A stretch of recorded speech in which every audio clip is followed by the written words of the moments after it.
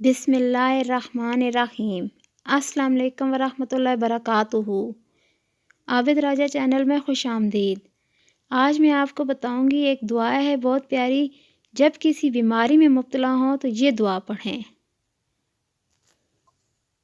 بسم اللہ الرحمن الرحیم۔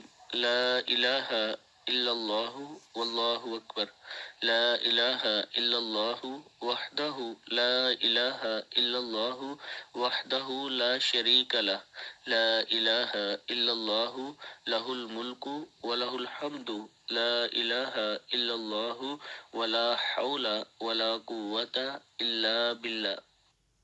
جو شخص بیماری میں یہ کلمات پڑھے گا اور پھر مر جائے تو اسے جہنم کی آگ نہیں کھائے گی۔